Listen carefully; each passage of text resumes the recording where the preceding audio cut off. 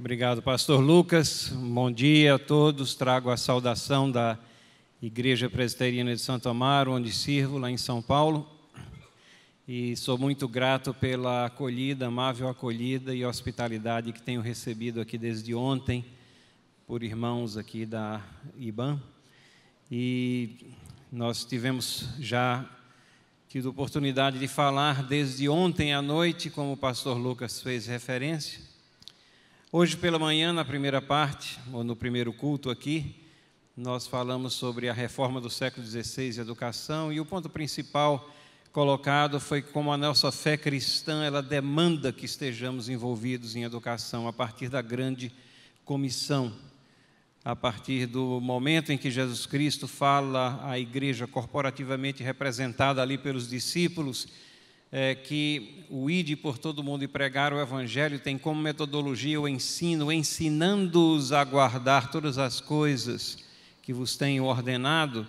Aí não dá para escapar. Todos nós cristãos estamos envolvidos na questão da educação. Somos todos professores nesse sentido e não podemos nos esquecer de como isso é importante, não somente para a vida da igreja, tem sido importante para a vida da igreja, mas também para a nossa vida pessoalmente, para a vida dos nossos filhos especificamente, que é o tema que nós vamos também tratar aqui. É aquilo que me motivou a escrever esse livro, que estão ensinando aos nossos filhos, e queremos concentrar nessa questão do ataque à família pela educação secular, analisar alguns pontos cruciais da nossa pedagogia aqui no Brasil e algumas respostas cristãs.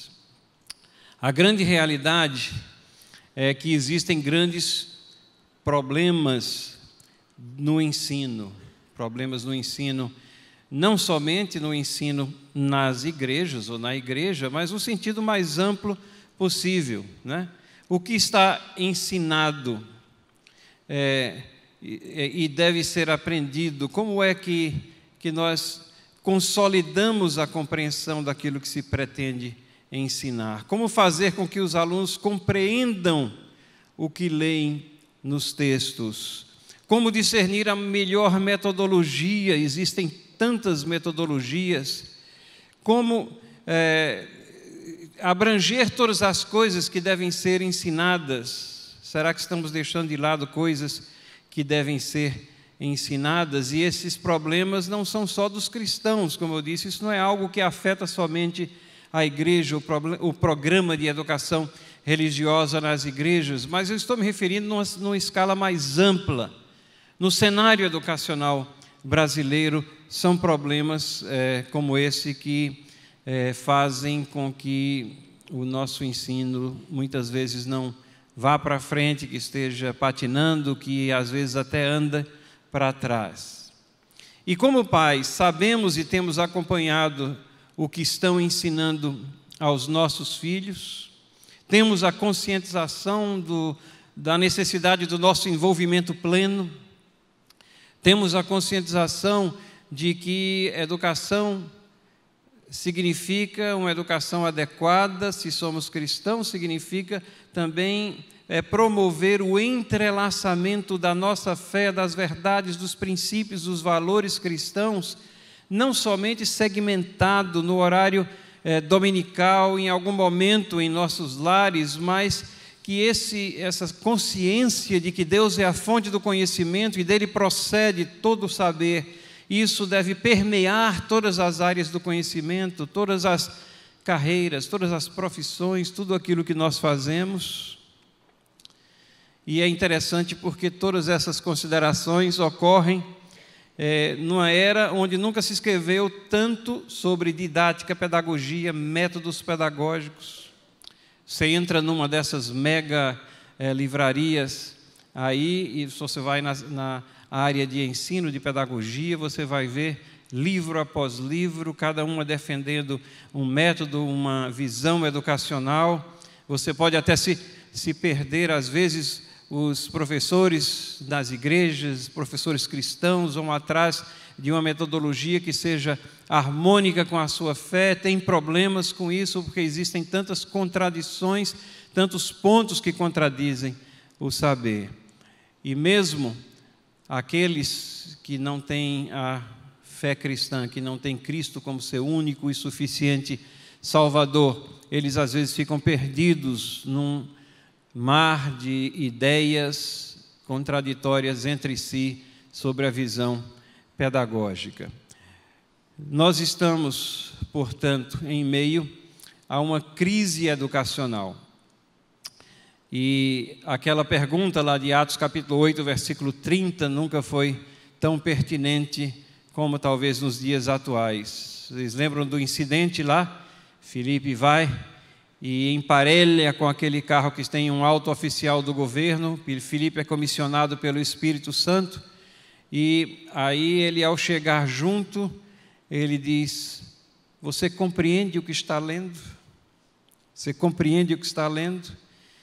E aquele oficial estava ali, literalmente desenrolando o livro de Isaías. Não estava folheando, porque naquela época eram rolos, não é? Então ele estava desenrolando o livro de Isaías. E a resposta dele não é menos importante. A resposta dele, se aqui mostra a necessidade do aluno, a resposta dele mostra a pertinência do professor. E ele diz: como eu vou entender se alguém não me explicar? Então, a questão da compreensão dos textos, esse é um problema que está presente quando nós, como cristãos, estamos ensinando textos da Bíblia e precisa ser compreendido o que lá está.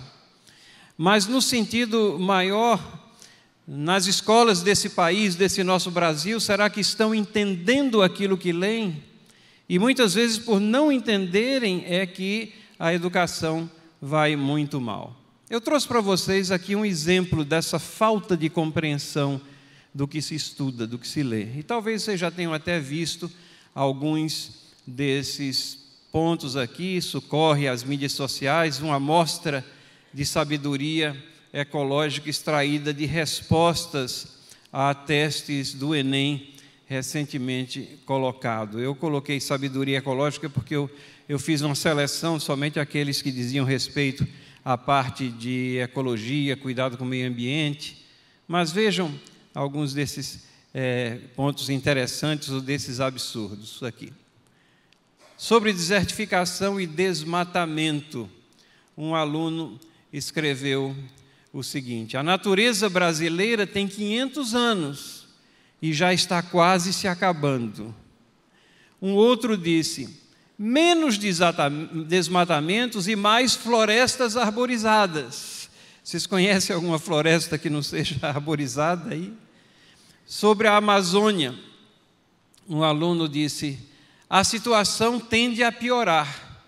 Os madeireiros da Amazônia destroem a Mata Atlântica da região. Esse precisa de algumas lições de geografia aí, não é?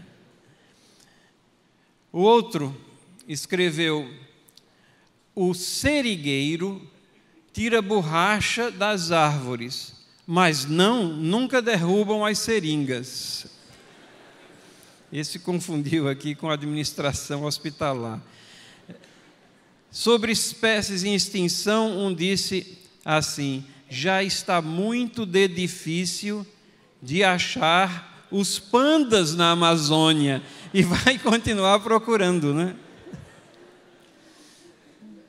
E um outro escreveu: na verdade, nem todo desmatamento é tão ruim. Por exemplo, o do Aedes aegypti seria um bom benefício para o Brasil.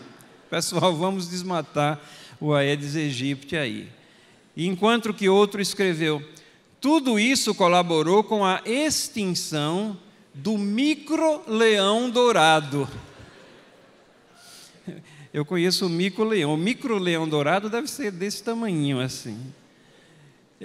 Referindo-se às mudanças climáticas, parece que esse aluno acha que elas devem ser provocadas por duas pessoas, ou esses alunos aqui, porque um escreveu: o El Niño já provocou secas e enchentes calamitosas. E um segundo escreveu: o problema ainda é maior se tratando da camada de ozônio. Parece uma dupla caipira, né? El Niño e de ozônio.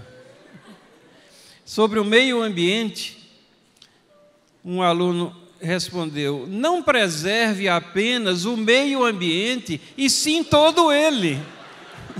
Ora, se vai fazer esforço, né? Por que preserva só o meio? Todo ele, logo.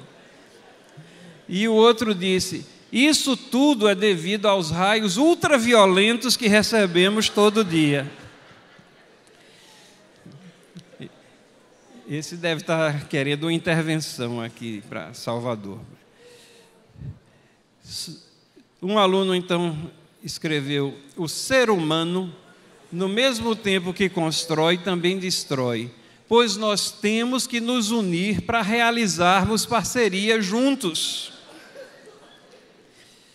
E um outro disse assim: vamos deixar de sermos egoístas e pensarmos um pouco mais em nós mesmos. Bom, concluindo essa coletânea, que é tragicômica, um escreveu: nessa terra, em se plantando, tudo dá. E um outro disse: eu concordo em gênero e número igual. Então, irmãos e irmãs, é por isso e por outras razões também que as críticas ao nosso ensino não cessam. E isso nos leva a perguntar: o que está errado com a educação no Brasil? E esses problemas no ensino devem preocupar não somente os cristãos, porque esses são problemas abrangentes no cenário educacional. Nós temos aqui o que poderíamos chamar de problemas filosófico-pedagógicos no nosso ensino em geral, mas nós temos também problemas com conteúdos moralmente inadequados que são entrelaçados e colocados no currículo comum. E aí nós começamos a convergir na questão que estamos focando nessa manhã: o ataque à estrutura da família, à mente, à situação moral do nosso país que nós encontramos no ensino secular. Temos um outro ponto também: problemas com conteúdos deficientes. Não vamos tratar desse terceiro ponto, isso foi um alvo de grande discussão aí durante meses, quando a questão da Base Nacional Curricular Comum começou a ser discutida, e as primeiras versões, elas abstraíam décadas ou séculos de história e substituíam por outras visões meramente com raízes aqui no Brasil, e apagava-se da mente histórica situações da história geral, da história mundial, como se o Brasil não tivesse nenhuma raiz ou não fosse uma consequência de tudo aquilo que vem acontecendo ao longo da história, ao longo dos séculos. Mas nós não vamos entrar no terceiro ponto, queremos focar nessa questão de problemas filosóficos, pedagógicos e problemas com conteúdos moralmente inadequados. Vamos dar uma olhada aqui primeiro nos problemas filosófico-pedagógicos que têm norteado o nosso ensino. O articulista Cláudio de Moura Castro, numa reportagem da Veja, isso há mais de 10 anos atrás, ele escreveu um artigo chamado Autópsia de um Fiasco. Autópsia de um Fiasco. E ele escreveu: o fiasco da nossa educação fundamental começa a ser percebido. Há cada vez mais brasileiros sabendo que tiramos os últimos lugares no Programa Internacional de Avaliação de Estudantes, o programa chamado de PISA, né, que é um teste de avaliação, uma prova internacional de compreensão e leitura e de outras competências vitais em uma economia moderna. São cerca de 60 e poucos países que fazem essa prova, que ela é aplicada a cada 3 anos, e então o Brasil costumeiramente tem frequentado os últimos lugares, o penúltimo, ascende às vezes um pouquinho, mas sempre fica lá na faixa de baixo. E ele identifica, diz: o fiasco é da educação fundamental no Brasil. E ele diz assim: existe uma atmosfera na nossa sistemática, na nossa filosofia pedagógica nas escolas, que desvaloriza a tarefa de entender o que está no papel. Lembram da pergunta lá de Filipe? Você entende o que você está lendo? E ele, que não é um cristão, ao que me consta, mas ele identifica que essa visão pedagógica que tem permeado a nossa nação, isso faz parte da filosofia educacional que as escolas têm promovido, e há uma atmosfera que desvaloriza a tarefa de entender o que está no papel. E ele faz uma citação de Délia Lerner, que foi uma educadora, consultora contratada pelo Ministério da Educação há algum tempo, e ela proferiu essas palavras: não faz falta saber ler e escrever no sentido convencional. E a verdade é que faz falta sim. E porque muitos têm abraçado esse subjetivismo, essa ideia, e ela diz: quem interpreta faz em relação ao que sabe, interpretações não dependem exclusivamente do texto em si. Ora, se você não ancora a sua interpretação em algo objetivo, que é o texto, você vai sair com qualquer coisa, e é por isso que a nossa educação vai sem rumo e vem frequentando os últimos lugares aí nas aferições internacionais. Nesse artigo aqui, o Cláudio Moura Castro critica os intelectuais que dominam o circuito pedagógico, e vejam que percepção ele tem. Mais uma vez digo, não me consta que ele seja um cristão, mas ele diz que a intelectualidade, a inteligência pedagógica nossa nega haver verdadeiro e falso, o conceito de verdadeiro e falso. Colocam interpretar acima do próprio texto. Embrenham, consequentemente, os alunos na indisciplina do relativismo e do subjetivismo. Tudo é relativo, tudo é subjetivo, não existe mais padrão.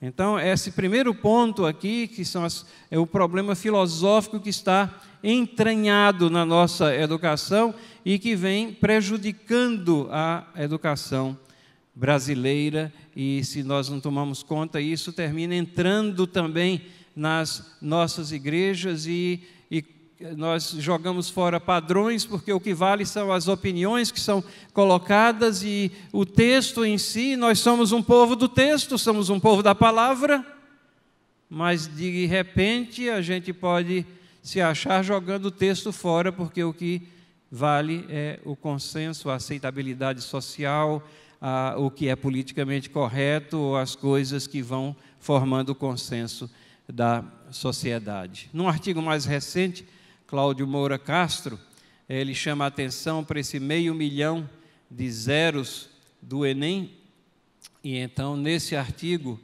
ele diz assim: na contramão do mundo, parte das nossas escolas, da nossa escola, abraça o relativismo. Se eu acho que isso é meu direito, reina nos impérios pedagógicos e nos autores da moda uma atmosfera que desvaloriza a tarefa de entender o que está no papel. Ele repete essa frase que ele tinha escrito em artigo anterior, anos atrás. O Brasil vem realmente na contramão da história. Países que têm, por exemplo, línguas atrozes como a Finlândia, utilizam o método fônico de alfabetização, e nós que temos o português, que é uma língua maravilhosa, fonética, nós abraçamos o construtivismo como forma de alfabetização, e essa visão educacional, essa filosofia educacional é muito mais do que uma metodologia, é uma filosofia. Ela projeta o aluno fazendo aquilo que está no seu espaço, sem um direcionamento maior. Ela estimula os professores a não serem aqueles que direcionam o ensino, que dão o rumo, porque isso é invadir o espaço de autonomia do aluno, e como consequência isso depois vai se alastrando às demais áreas, demais disciplinas, e nós saímos com gerações amorfas no que diz respeito tanto ao conhecimento quanto ao procedimento, e então temos o caos educacional e o caos também colocados em vidas. Como cristãos, como é que nós nos situamos nesse mar de relativismo? Nós cremos na verdade objetiva e revelada. Jesus Cristo disse: eu sou o caminho, a verdade, a vida. Vejam, coisas bem objetivas, bem proposicionais. Ninguém vem ao Pai senão por mim. Há um caminho único, não existem caminhos, há um caminho único.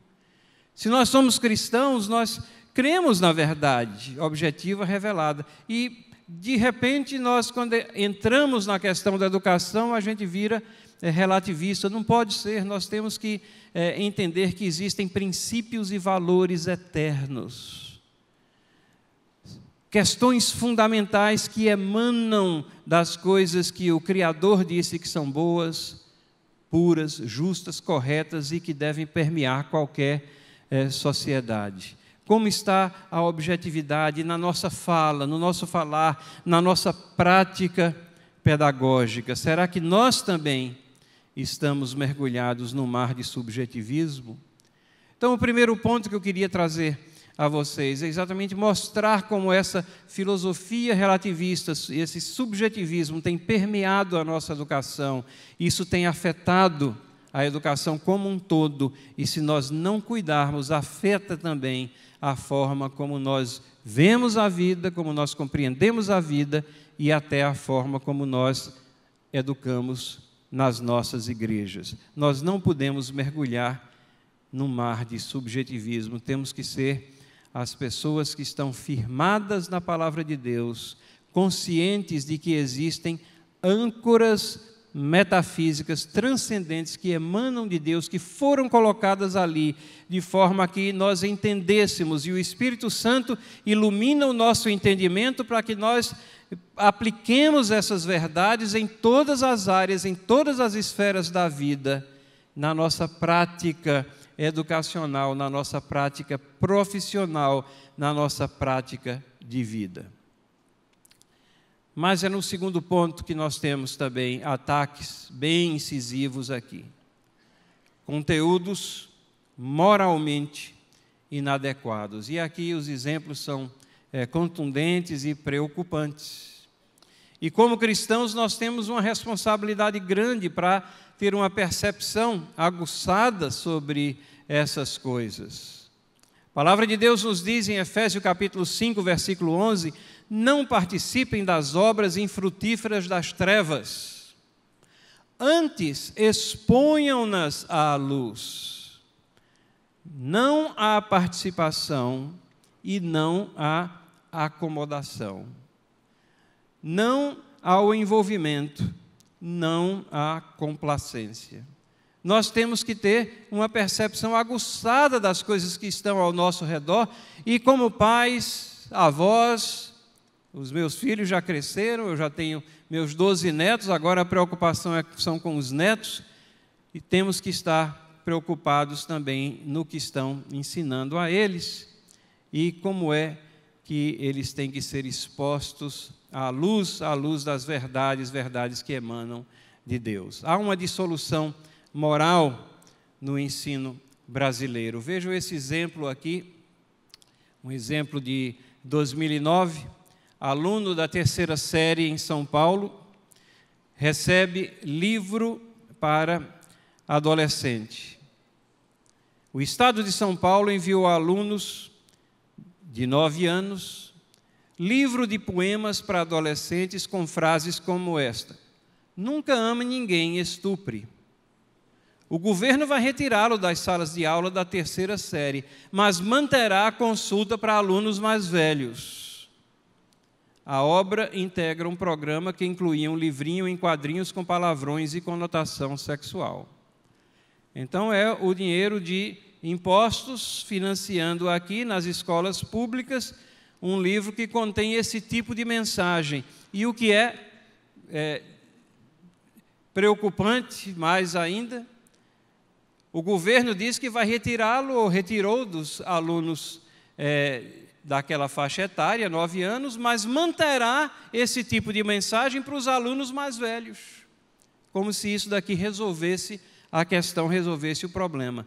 Então, são exemplos exatamente como esse que representam o ataque à família, aos princípios e valores cristãos que estão ocorrendo no ensino secular nas nossas escolas. Aqui está a sequência da reportagem.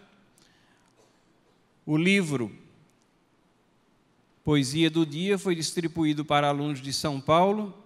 Trechos do poema Manual de Autoajuda para Supervilões. Antigamente, os vilões eram vilões, os mocinhos eram os mocinhos, né? Eram aqueles que iam contra os vilões. Agora as coisas se confundem, é o relativismo, o subjetivismo.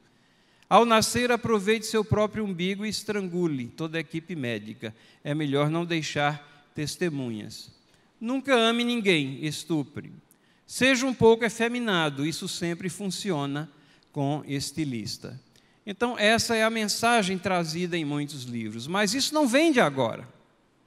Veja, por exemplo, esse exemplo que eu trago aqui, de 1996, 22 anos atrás, né?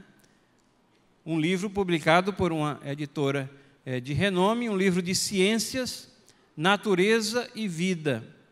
E você pode perguntar, o que é que pode dar errado num livro de ciências? E esse livro está apresentando funções celulares, cromossomos, anatomia, funções digestivas, reprodutivas. O que é que pode dar errado em você estudar uma célula, mitose e outras funções celulares? Mas pode. 22 anos atrás, esse livro começa a falar do sistema reprodutor, educação sexual, e apresenta como normal durante a puberdade, como normal, as fantasias, a atração, a admiração e o desejo por companheiros do mesmo sexo. É importante não confundir a atração sexual do indivíduo com sua identidade sexual. Vejam, o livro apresenta isso como sendo uma coisa normal. A palavra de Deus diz que não é normal. A palavra de Deus diz que isso vai contra a natureza. Deus criou 2 sexos. Deus não criou 3, 4 sexos. Deus criou 2 sexos. Não é normal. O livro passa a dizer que a conduta homossexual não é aceita pela sociedade. Em função disso, homossexuais ocultam a vida afetiva e possuem traumas. Após essas colocações, apresenta a sociedade como aceitando a heterossexualidade como natural. 22 anos atrás, essa visão já existia, apresentando como normal, mas qual é a objeção? O livro didático aqui secular, veladamente, ele apresenta um conceito vago de certo e errado. Se está certo ou não é pela aceitação da sociedade. Diz que a sociedade não aceita, mas a questão é, ele não apresenta que existem valores, verdades absolutas ou conceitos permanentes. E também está aqui inserido, num livro de ciências, uma questão comportamental, que é tratado, você está em casa confortavelmente achando que seu filho está aprendendo ciências, na realidade ele está sendo induzido a uma forma de moralidade ou imoralidade que contraria os preceitos morais da fé cristã. E se a sociedade passar a aceitar a homossexualidade como normal e até como modo de vida mais avançado e desejável, como é o que está ocorrendo nos dias de hoje? Passa a ser a norma? Passa a ser correto? Assim o veneno é inoculado. Vejam que a cabeça daqueles que hoje defendem tal postura vem sendo formada há décadas. A educação secular vem legislando moralidade ou imoralidade de uma forma que é divergente daquilo que nós encontramos nos princípios e valores da palavra de Deus. Esse é um livro aqui bem recente e ele apresenta promoção e defesa do homossexualismo, e ele fundamenta isso aqui nas atitudes da Grécia Antiga. Diz ali, na Grécia Antiga, a letra está bem pequenininha, talvez vocês não consigam ler daí, mas na Grécia Antiga a homossexualidade masculina era aceita, em especial a relação entre homens mais velhos e jovens. Vejam, esse é um livro recente agora, um livro de cenas da história. Você acha que seu filho está aprendendo história? Na realidade, ele está sendo induzido há uma visão de que, por que ocorria na Grécia Antiga, porque essa distorção e isso que é condenável pela palavra de Deus ocorria na Grécia Antiga, então isso tem que ser aceito nos nossos dias, na nossa sociedade, no nosso meio. E ele ali, sem nenhuma cobertura, nem veladamente ele tenta, ele está defendendo até a pedofilia também, a relação entre homens mais velhos e jovens. A Folha de São Paulo, em 2011, 12 de maio de 2011, trouxe essa reportagem: lutamos por uma escola que não seja heteronormativa. Isso é um texto do Lula Ramírez, que é classificado como educador social, que é um dos grandes porta-vozes aí do movimento LGTB. E ele diz assim: lutamos por uma escola que não seja heteronormativa. Na escola de hoje, o que se divulga é aquele modelo de família perfeita, com pai, mãe e filhos. E isso está sendo olhado como uma abominação pela sociedade. Vejam, isso está mudando e a escola deve promover a convivência democrática desde cedo. Usam-se chavões como promover convivência democrática para lutar por uma escola que não seja heteronormativa. Irmãos e irmãs, a palavra de Deus é heteronormativa, sim. O casamento entre um homem e uma mulher, é isso que nós encontramos na palavra de Deus. Os pilares da sociedade que marcam a família, célula-mãe da sociedade, estão sendo atacados, e um educador social diz que isso daqui é uma batalha, é uma luta, e ele está na linha de frente para acabar com esse tipo de mentalidade, que deveria ser a mentalidade defendida e majoritariamente aceita pelo cristianismo, com base na palavra de Deus. Mas não somente isso. Nós temos, por vezes, blasfêmia e promoção aberta do ateísmo, sob a cobertura de que é algo lúdico. Esse livro de Paulo Bittencourt é chamado A Máquina de Brincar. Esse livro foi adquirido por órgãos educacionais e distribuídos a centenas de escolas públicas, e ele era colocado na relação do MEC, como um dos livros paradidáticos a serem adotados pelas escolas. A sua publicação, tiragem e distribuição foi financiada pelos governos locais e com a sanção do governo federal. A Máquina de Brincar. O que é que ele faz? Vejam que a capa tem uma parte clara e uma parte escura. Na parte clara, ele traz aqui alguns textos sobre Deus. Na parte escura, são páginas internas, onde ele vai trazer em letras vermelhas alguns textos, algumas partes sobre o diabo. E são esses textos que são colocados para as crianças brincarem e manipularem. Veja aqui na parte clara, o texto branco aqui, falando sobre Deus. Quem já viu sua cara? Quem já falou no ouvido desse pai tão escondido? Eu ainda não. Mas esperem que um dia descubro tudo. Deus é só uma ideia?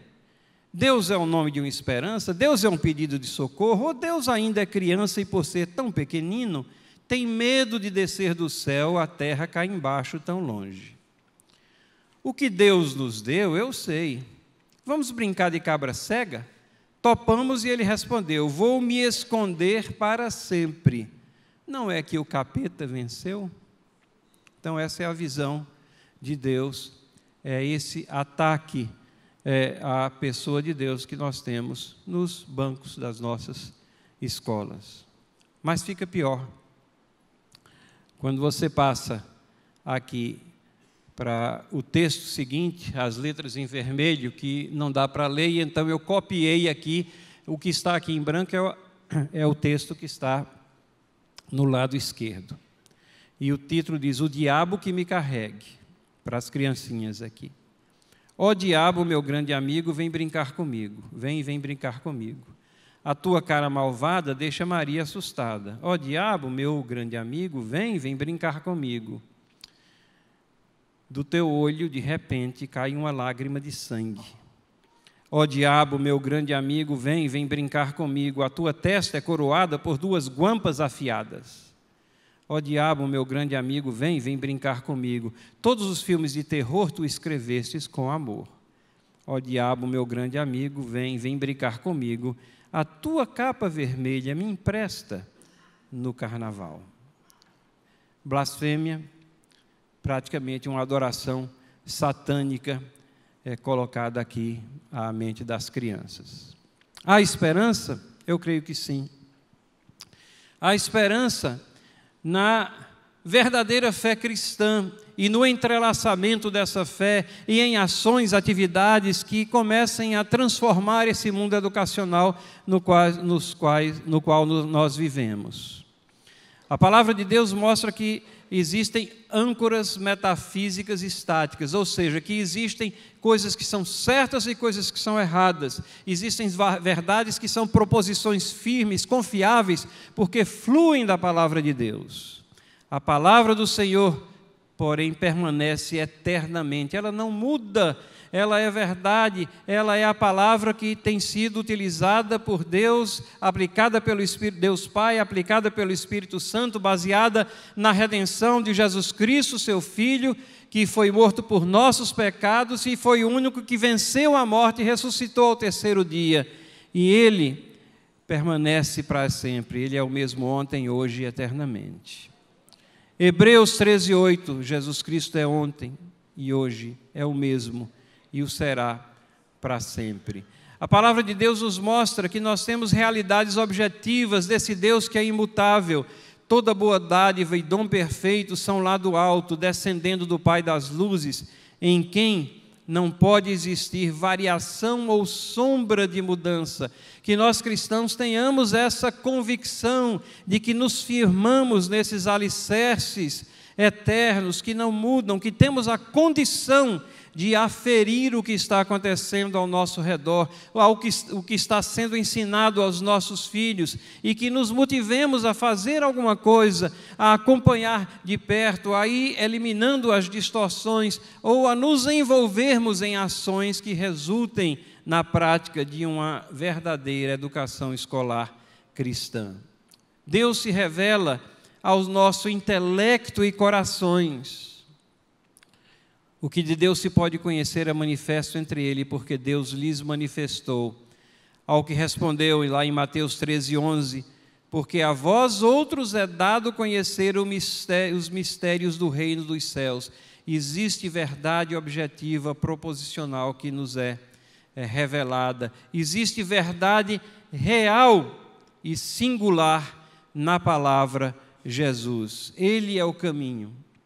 Ele é a verdade, Ele é a vida. Não há outro caminho, ninguém vem ao Pai senão por mim. E ele vira-se para o Pai e olha os discípulos e ora, santifica-os na verdade. E o que é a verdade? Ele é a verdade, ele personifica a verdade, mas ele diz, a tua palavra é a verdade. E é essa palavra, irmãos, que nos é dada, nos é legada, que chegou até nós com grande esforço através dos séculos. Leia Hebreus 11, veja os mártires que ali são relacionados, que ficaram fiéis para que a tocha das verdades divinas do Evangelho pudesse progredir através de gerações. Movimentos como a Reforma do século XVI, que representam um verdadeiro reavivamento espiritual na história da Igreja, resgatando verdades bíblicas que estavam soterradas por anos e um entulho de tradição. Nós somos herdeiros dessas verdades. Apliquemos ela em nossas vidas, com a consciência de que temos que fazer algo para acompanhar o que estão ensinando aos nossos filhos, para cuidar das futuras gerações, para mudar nossas cabeças e convicções, se elas foram firmadas pelo politicamente correto do mundo, para nos voltarmos aos ensinamentos da palavra de Deus. Que Deus abençoe a cada um de nós e acompanhe o nosso caminhar nesse mundo tenebroso.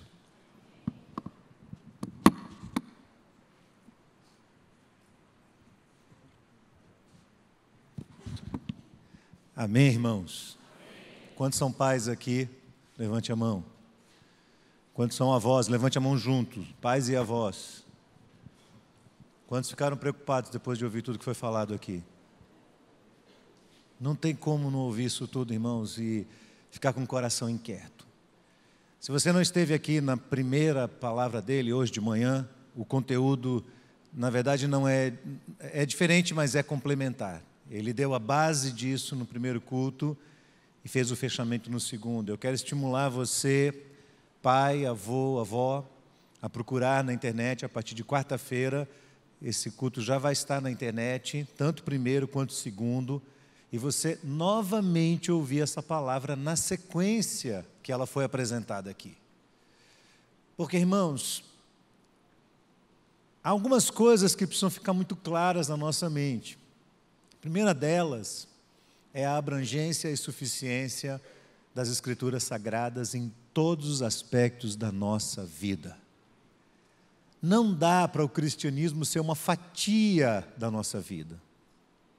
Você vive uma vida de segunda a sexta, sábado você tira uma folga e domingo você tem o seu dia religioso. Não existe isso. Ou o Senhor será Senhor da nossa vida e o centro do nosso universo 7 dias na semana, ou Ele não vai ser apenas um pedacinho deles. O Senhor requer de nós exclusividade absoluta e a palavra de Deus é que nos coloca no centro da vontade de Deus. Essa é a primeira coisa que ressalta a nossa mente. A segunda é o grande desafio que nós temos como igreja na hora de influenciar a sociedade ao redor de nós. Eu disse aqui no primeiro culto, no final do primeiro culto, que uma das minhas grandes frustrações foi que quando nós iniciamos o projeto da ABM, a minha ideia não era ter ali apenas um projeto social que atendesse crianças carentes. Vamos ver se a gente sobra aqui uma parcelazinha do que tem para dar para os menininhos pobres. Não era só essa. Mas era trabalhar diligentemente para que nós pudéssemos usar todo o potencial da igreja. Isso foi no ano de 2002. Eu tinha assumido a Metropolitana em 2 anos. Eu assumi em 2000, em abril de 2000. Então, em 2002, eu chamei pais para uma conversa e havia alguns pedagogos na igreja. E eu muito animado, nós estávamos começando o projeto da ABM, eu empurrado com toda essa visão de como nós podemos influenciar a cultura e preocupado com o que estava acontecendo, com esses conteúdos largamente disponibilizados pelo sistema de educação, frontalmente atacando a palavra de Deus, e os pais colocando seus filhos nas escolas e os filhos passando longas horas, alguns de tempo integral, 2 períodos inteiros na escola, submetidos a esse conteúdo todo, ainda numa época em que eles não são capazes de digerir isso tudo, de racionalizar isso, de definir o que é certo e é errado, bombardeados por esse conteúdo, e passando 1 hora na escola bíblica dominical, quando os pais levando domingo de manhã. Porque às vezes o pai acha que a escola dominical é um lugar das babás, que ficam com o seu filho enquanto você participa do culto. Então isso estava me preocupando muito, e eu reuni alguns pedagogos que nós tínhamos aqui na época, e alguns pais, e falei, nós precisamos tomar uma atitude, nós precisamos, quem sabe, criar coragem e montar um colégio confessional, montar uma escola de educação fundamental forte, por princípios, que se utilize daquele sistema de educação por princípios, e a Bíblia seja o cerne, e nós possamos fundamentar todo o estudo dessa escola na palavra de Deus. O que é que vocês acham? O pessoal falou, é bom. Minha segunda pergunta, vocês que estão aqui, que são pais, colocariam seus filhos numa escola dessa? Jamais, pastor, a gente faria isso. Por que não, irmã? Não, meu filho não. Meu filho vai para o colégio tal aqui, que é o melhor da cidade. Não, meu filho vai para aquele colégio lá, porque eu quero que ele seja um profissional de renome. Alguns daqueles pais, os seus filhos hoje estão totalmente desviados do evangelho, são profissionais bons, graças a Deus, mas perderam a essência do evangelho. É isso que nós queremos, irmãos. É mais importante que os nossos filhos tenham uma profissão rentável, uma colocação na sociedade, mas eles estejam distanciados do conteúdo da verdade de Deus. Realmente é isso que queremos? Então eu acredito que a palavra do nosso irmão Solano hoje traz uma inquietação ao nosso coração e que tem que nos levar a abrir um pouco a nossa mente e pensar que sacrifício nós estamos prontos a fazer para que as próximas gerações desfrutem de um pouco mais de fundamentação bíblica, teológica, educacional, para que alguns desses abusos que o governo, as prefeituras, a Secretaria de Educação têm imposto sobre as famílias, de forma tão contundente, tão devastadora. Antigamente isso era sutil, hoje não, é descarado. De maneira que isso não influencie nossos filhos e não tire de dentro deles o maior tesouro, que é a palavra de Deus, as Sagradas Escrituras, que podem levá-los à salvação e à vida eterna. Então eu queria desafiar você a orar e agradecer a Deus pelo que ouvimos aqui e a pensar mais sobre isso. Toda essa série são 4 estudos que ele deu, 2 ontem à noite e 2 hoje pela manhã. Todo esse conteúdo estará na internet a partir de quarta-feira agora. No nosso site também nós vamos disponibilizar todos os materiais que ele utilizou aqui, que é tudo muito bem didático, e esse material vai ser disponibilizado no site da nossa Escola Bíblica Dominical. Eu espero que você, com diligência, possa ir rever isso tudo como um bom bereano, rever tudo o que foi falado, analisar passo por passo, ponto por ponto, tomar tempo para isso, porque é uma prioridade. Senão, pais e mães, nós vamos perder nossos filhos, vamos perdê-los. Essa batalha é muito grande. Não adianta orar e dizer, ó diabo, sai. O diabo fala, é só isso que você vai dizer para mim? Não, precisa de alguma coisa a mais, precisa de muito mais coragem para entrar nesse campo e dizer, nós vamos tomar atitudes aqui para reverter esse caos e para formar núcleos fortes dentro da igreja, na cidade, que vão ser um contraponto dessa imposição amoral que tem se estendido sobre nós. Eu queria chamar aqui à frente o Ministério de Ensino da nossa igreja, todos os irmãos que estão hoje aqui, que fazem parte do Ministério de Ensino, eu queria que eles viessem aqui rapidamente aqui à frente.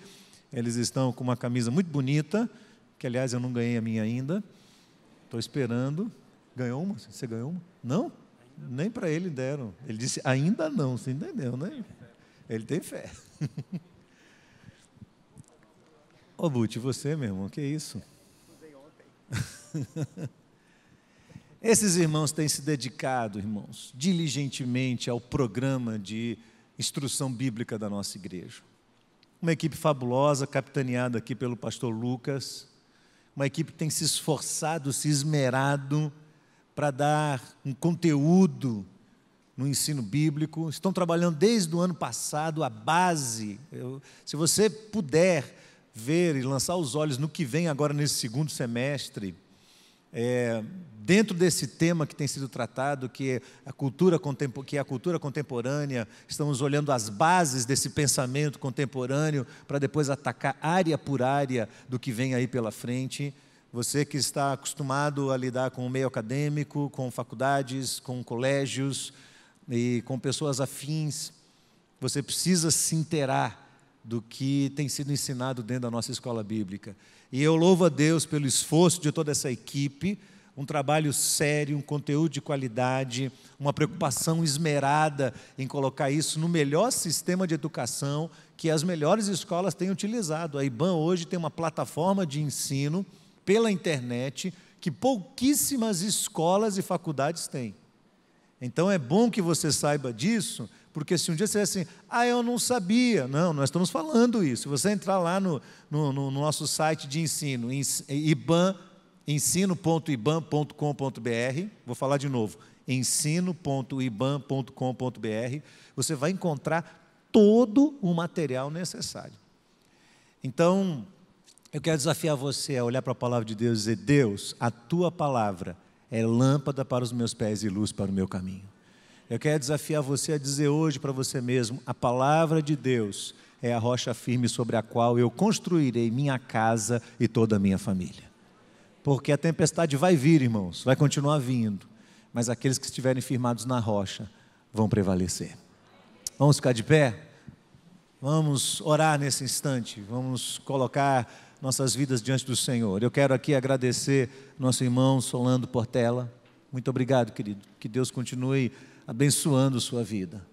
Obrigado por um ministério tão consagrado como esse. Eu sei que o irmão tem dedicado boa parcela da sua vida, junto com a esposa, neste ministério, que ajuda tanto as nossas igrejas, que abre tanto a nossa visão, que nos instiga, que nos deixa curiosos, que nos deixa desejosos de dar passos mais concretos e que nos ajuda a reavaliar a nossa fé e aquilo que temos absorvido da palavra de Deus.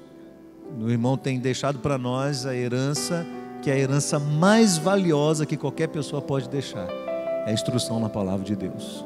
Agradeço ao pastor Lucas e toda a equipe do Ministério de Ensinos. Vamos dar uma salva de palmas para essa equipe toda aqui.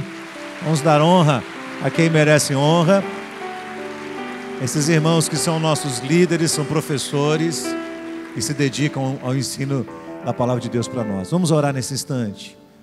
Senhor, nós queremos bendizer o Teu nome e Te agradecer pelo que ouvimos essa manhã. Confessamos diante do Senhor que tudo que ouvimos deixa o nosso coração muito inquieto. Tira o sossego da nossa alma. Tira o nosso descanso.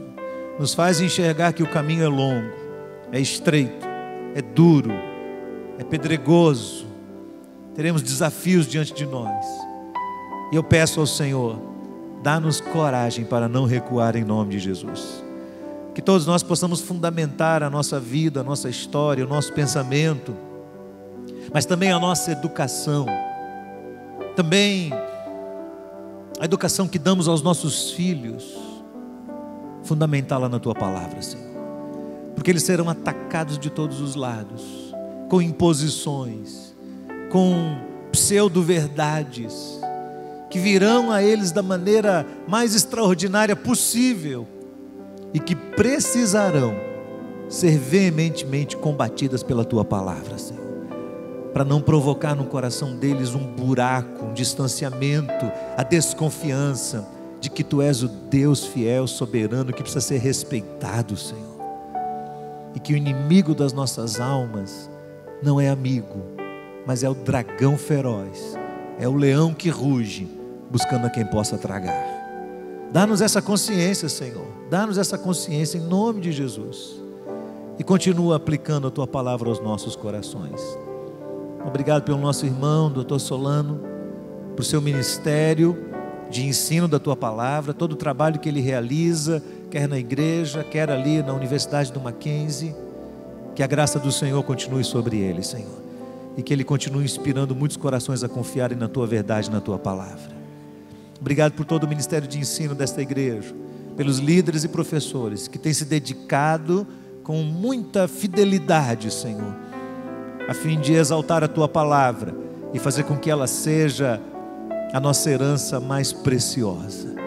Que o Senhor guarde cada um desses professores, que o Senhor os anime, que o Senhor os encoraje, que eles possam lembrar que o caminho é árduo e somente o Senhor poderá recompensá-los, mas que o legado que eles vão deixar para esta geração presente e para gerações futuras será um legado que não tem preço, Senhor.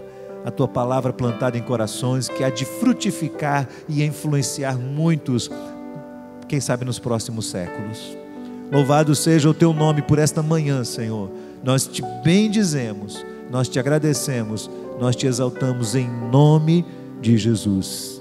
Amém, Senhor, amém. Antes de sair, irmãos, eu queria desafiar, eu não sei quem está aqui, mas trabalha na área de pedagogia. Às vezes a gente entra num impasse muito grande com o pessoal que trabalha na área de pedagogia, porque eu tenho uma tendência de achar assim, eu quero que essa tendência se desfaça dentro de mim, que aqueles que trabalham na área de pedagogia pendem muito mais para o lado de lá do que para o lado de cá. Mas eu creio que Deus pode levantar pessoas no meio da igreja que são bons pedagogos, grandes pedagogos, cuja vida está fundamentada na palavra de Deus. E se houver pedagogos desse nível, nós queremos conversar com vocês. A gente quer bater um papo com vocês. Amém, meus irmãos? Deus abençoe, pastor. Deus o abençoe. Pastor não, irmão. Deus abençoe. Vamos em paz, queridos, em nome de Jesus.